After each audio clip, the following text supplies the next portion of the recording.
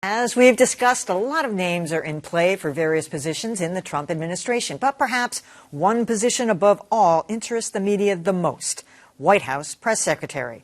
A number of names have been bandied about, and we've got a few to add.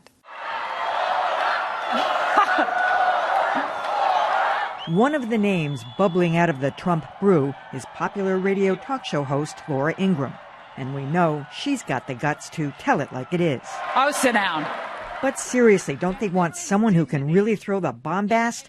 How about the O'Reilly Factor's professional media basher, Bernie Goldberg? And there's a tendency among liberal elites to see America through a dark lens. Well, if a dark lens is needed, commentator and author Ann Coulter fits the bill. And she picked Trump as the winner back in 2015. Which Republican candidate has the best chance of winning the general election? Right now, Donald Trump. Yeah, well, who's laughing now? But if loyalty and support are what counts, how about Patriots coach Bill Belichick? Our friendship goes back many years.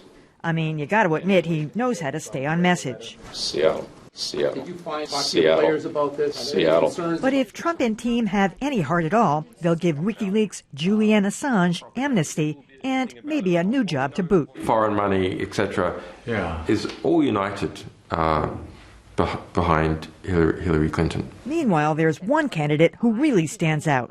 She's an ordained minister with a degree in communications, and she's tough. Every detractor will have to bow down to President Trump. Then again, Omarosa might fear hearing this again. But Omarosa, you're fired. Well, in all seriousness, I think Laura Ingraham would be good. She's fearless, and I think she's honest, she's direct. I don't know if she would ever want anything like this, but when her name came up, I thought, you know, that's not a terrible idea. You're all looking at me like I'm crazy. No, I mean, she'd be better than anyone else on the list that we've seen so far. I was spoofing. But she'd be much better than Corey Lewandowski, for instance. Oh, I mean, I think that she would be a professional presence. I do too. I was kind of thinking, I don't know whether he's a Republican or a Democrat, but why not Pee Wee Herman? I don't think she'd be good only because she has such a strong presence and identity for herself. And you're supposed to be actually serving at the behest of the president. Yeah. So what happens if she gets out there and gets ahead of whatever he was going to say, which is going to be difficult because he'd fire her. Well, yeah, but why do that? I think that would be disruptive so you would want somebody who can sort of listen to you. She would say her own thing. She wouldn't say the message. She'd say, "Now look." Right. And so I don't see that working, but whatever. And also, I mean, remember, going to work for the government would be a significant pay cut for Laura Ingraham as well, which, just as a practical matter. I mean, I think the boring answer will probably be someone like Jason Miller, who did a lot of communications work for the campaign.